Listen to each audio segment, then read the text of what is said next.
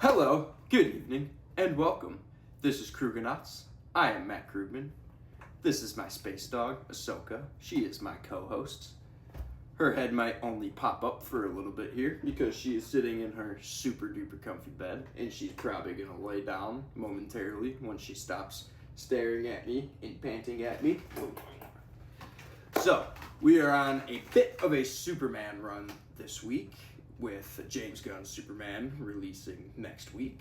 So, to prepare for that, I am rereading a bunch of my favorite stuff, and soon I will be rewatching some movies, like the first two Christopher Reeve movies, the Donner cut of two. I will be doing Superman Returns after that, Man of Steel, a couple animated Superman movies, and then I will be doing the Suicide Squad, Peacemaker Season 1, and Creature Commandos, because all of the James Gunn stuff leading into James Gunn's Superman. So, today's topic is Superman Up in the Sky, which was not a reread for me. It was a first time read, and I absolutely love this one a lot. It is just filled with some of the sweetest, purest, nicest Superman moments ever. This one really just encapsulates how just humanizing he is, how near flawless he is, even though he does have a couple flaws that drag him down, and that he's just like the rest of us and is just some dude who wants to do the right thing. It begins with a big alien attack on Earth, big shocker, and during this attack there's this little girl that gets taken away literally all the way to the other side of the universe. This little girl's name is Alice, and Superman devotes the entire story to going all the way to find Alice, all the way across the universe, to get this girl back home. And the big moral of the story, well, the big question that he's being faced with by so many people that he comes across is this worth it? Because you are Earth's like number one protector. There could be many lives gone here because you weren't able to save them, while you're all the way across the universe, literally saving one little girl. But he just feels this absolute willpower that he has to get it done no matter what. You know, like he trusts that Batman and Wonder Woman back on Earth can cover some stuff for him while he's gone, but Batman has Gotham, you know, Wonder Woman's all over the place, and she can't be everywhere at once, and so many other heroes are focused on their city. So Metropolis is also a little bit in trouble due to this absence from Superman. Now, nothing ever catastrophic that impacts the story happens while he's on this mission, thank God, except for an incident where some robots were attacking the street. Lois had contacted Superman while he was waiting hours and hours for this phone call to be connected. It was like he was sitting at the DMV. He was all the way in space. He was at the space DMV, and they were trying to connect him on a phone call with Lois Lane. And he has a lot more patience than me, because I would have absolutely freaking lost it at these people. Superman is a man of patience. But anyhow, when he receives that call from Lois Lane, he does learn that there were some robots attacking the street in Metropolis somewhere. There were 7 lives lost, but that was the only thing we said about that. That was the only thing heard, and then we moved on from there. While Superman is on this crazy embargo to go and find this little girl, Alice, he literally gets put through hell and back.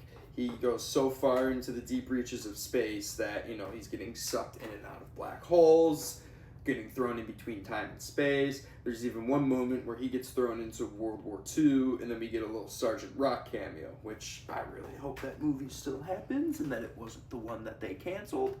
But anyway, we get this beautiful scene with Sergeant Rock and Superman, where after he gets thrown back into a certain time period, he gets thrown into World War II, he meets Sergeant Rock, and he lands into this big crater that he creates himself, and he's there in his Superman suit. Now, granted, since this is many, many years prior, Sergeant Rock is completely lost at what he sees. But he knows that the sky is one of them, because when Superman whispered to Rock, when he asked, "Where are you from?" he said, "Kansas." So he goes and he grabs a military uniform, he throws it on him for protection, and he takes him with Easy Company, which is the squad that Sergeant Rock is the leader of.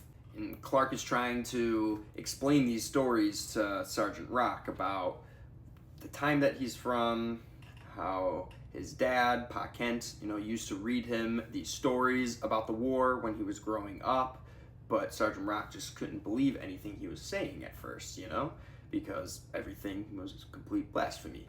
Superman wasn't about to come to Earth for another 60, 70 something years. And during the scene, Sergeant Rock is also trying to teach Clark this lesson that his father once taught him about always trying to make it further no matter the circumstances. You just keep pushing, you get further and further no matter what. And right after he explains this to him, there is a grenade thrown at the two of them. Now, Clark, having no memories, and Sergeant Rock, not knowing that he is Superman, he grabs the grenade away from him and he throws it back at the opponent and saves, Rock's life. And then later on, as they're pushing forward down the battlefield, another grenade gets thrown, and Clark is the only one who realizes it. So when he picks up their grenade and tries to throw it back, it blows up in his hands.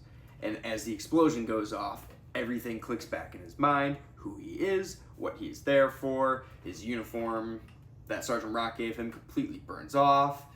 The S-crest appears back, and he's back normal Superman, deflecting bullets, and now Sergeant Rock completely believes what Clark was telling him before. And after they finished their mission, they shook hands, they had a great meeting. I honestly had no idea that was coming. I love Sergeant Rock. He's a character that I've learned about within the past year or so. And once they left, Superman just thanked Rock, and Rock was like, "What are you thanking me for? This is my everyday job." And he's like, "That's the point. You're keeping the world safe. See you later." And then he goes off to find this little girl to continue his mission. And he finally gets to her.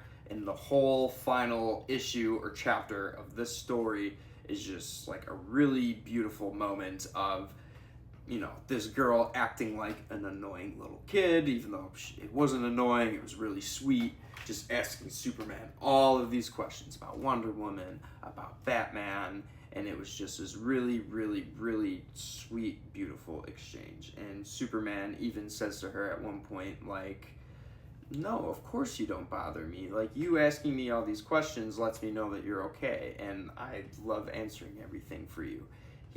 She even asks him, like, who would win in a fight between you or Batman? And he says, "Oh, Batman would win." And she's just flabbergasted by the response. And he just continues to tell her, "Well, I would let him win because winning fights don't make me happy. I don't need to win that fight." And then he finally gets her back to Earth. Everything is all set and good. She is safe. He saved the day. Well, took a little longer than a day, but he finally made it after hell and back, and he couldn't have been happier for this little girl's safety. And when they were finally saying their goodbyes at the end, she just delivered one of the best lines in a Superman comic that I have ever read. He was saying goodbye to her, and then he said, "No more questions?" And she was like, "Oh, I'm sorry, like I thought I asked you a ton already." And he was like, "You could never ask me enough questions. I'm always happy to talk to you, and anytime you ever need me, you know where I am. You just talk out into the air, and I'll listen for you, and I will come for you, and I will help you with whatever you need." And she is about to ask one last question. She says, "I was going to ask and all why you chose to do it, why you chose to come save me, risk everything, even though you had so much to protect here, but I know the answer." And he goes, "Well, what is that answer?" And she's like, "Well, it's like because you're Superman." And, it was all spaced out across like 3 different bubbles. She was clearly pretty shy to say it. You're Superman. And he just gives her a big ol' hug, and them hugging is the final panel of this beautiful, beautiful story that I am going to rate. Drum roll, please. An 8.3. That is what I'm giving Superman Up in the Sky. The story was beautiful. It had so much heart. It had a lot of action. It had a ton of humor. And honestly, it offers everything you want out of a Superman comic. Now that is about all I have to say about that. But if you want to come back and see me do another one of these, I do movies, I do TV, I do comics, and I do video games. I would love you all forever if you left a like, if you left a follow, or you left a subscribe, and you came back for more. Adios, nerds. I am out of here. Say goodnight, Ahsoka. Good night, baby.